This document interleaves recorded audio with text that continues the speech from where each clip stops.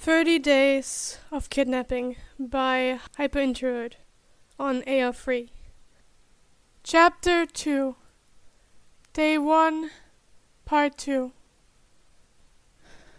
Bruce let out a bone-deep sigh of exhaustion. The things he does for the Justice League, and to think he was only trying and hoping to get some information. The fact that he didn't have any information or plan on this was quite a surprise. Add to the fact that his usual method of gathering information, books and the internet, was a big no-go. What little he did find was contradiction or outright hate speech.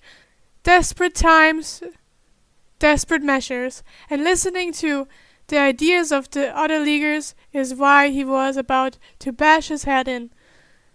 He really hated being outvoted.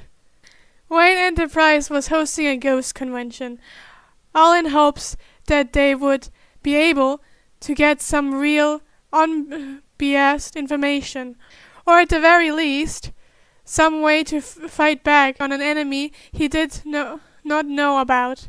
The other reason they even knew there was an issue is because the Justice League had a run-in with a ghost a few weeks back.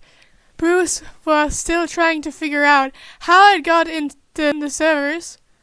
It was only by luck, and did he really have to say it?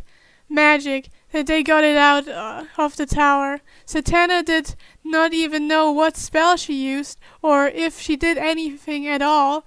Everyone was still confused about that day. Now he was stuck as Bruce Wayne in meeting just for the hope of gathering a smidge of information. On the bright side, he wasn't the only one suffering. His son, Tim, was suffering right along with him. After all, Tim was the one to say it was a good idea. Bruce didn't care that Tim had been up for 4 days straight, and once a bat said something was a good idea, the League of Idiots would jump at it. Bruce really wanted to punch Hall in the face for even thinking it was a good idea of a joke. Next time Oliver was doing this, Bruce sighed. No, Oliver wouldn't. If he did, it would be another mess and a laughingstock. Sometimes Bruce really hated his perfectionism, or, as everyone else said, his need to control everything. He just wanted everything to run smoothly and everyone to be safe. What was wrong with that? Tim sighs and bangs his head on the car window. I swear, this is the last time I do something for the Justice League. These past few weeks have been bonkers. We better get some good info or a lot of defense equipment. That works! I don't want crap that doesn't work. I don't even want bad info, damn it. Is that so much to ask for? Bruce chuckles as he drives home to the manor. Well, we wouldn't even be in this position if you didn't agree to Hall's joke. That being said, we can only hope. Though one thing's for certain, I have never felt more like a circus act than I do now. All the jumping through hoops. Tim snorts. Very funny. You should quit being a CEO and Batman just to do comedy. I bet you will make $1 million. I think I will leave the comedy to my kids, 'cause you are all so funny. Tim rolls his eyes and opens his mouth when Bruce's cell cries out. Bruce frowns as he parked the car in the front of the manor. It's Gordon. This can't be good. Commissioner Gordon, what's wrong? I don't tend to get calls from you unless Jason wound up in a cell again. Yeah, I know. Jason is not the reason for this call. Oh, thank God. Tim has been kidnapped. We just got a ransom call. We asked for proof of life and are waiting for that to come back. That's not possible. Tim's right next to me. Sup, Gordon? Oh, good. That's good. Great, great. They don't have Tim, but they have someone. This just made everything a million times easier and a million times harder. Hopefully, they don't have some poor kid. Most likely they do. If they do actually have a kid, I can and will help. We can pretend it is Tim and proceed like normal. I will keep you updated. If they do have a kid, we most likely go with it. At the very least, it will keep the kid alive. Thanks, and stay safe, Jim. With a muttered, "You too," the line cuts off. Tim looks at Bruce as they enter the manor. Do you think they could have a kid that looks like me? Hopefully not. And that this is just a try to get money. But knowing Olak, they do have a kid. How much he would look like you, I'm not sure. Dick looked up at them. What are you talking about? Please tell me you're not adopting another kid. Bruce rolled his eyes.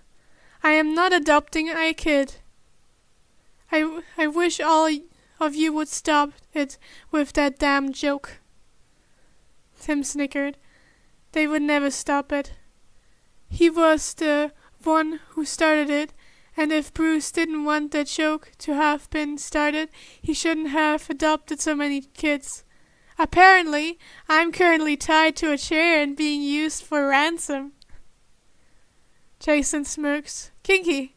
Didn't know you were into that kind of stuff replacement, he joked. Damien rolled his eyes. Immature as usual, Todd.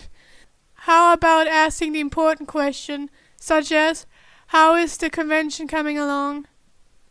Just got everything finalized, Demon Spawn. Bruce sighed, pinching the bridge of his nose. Opening day is tomorrow, and I'm expecting it will be a very long day, and seeing as all of you will be taking shifts to see if you can get information we can't, I'm expecting you all to be on your best behavior. In preparation, we will only do a short patrol, so we can all, looks at them, get some sleep. I don't think the loons that will be there will tell us anything.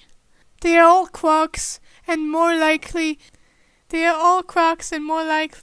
than not be in a mental hospital. Jason, the watchtower was attacked. While these people might be aesthetic, they most definitely do not need to be in a mental hospital. Ghosts are real, and these people know a lot more than we do. And they may say something to someone who they believe is another ghost enthusiast that they won't say in front of the VE employee. As interesting as the subject is, it is time for dinner, masters.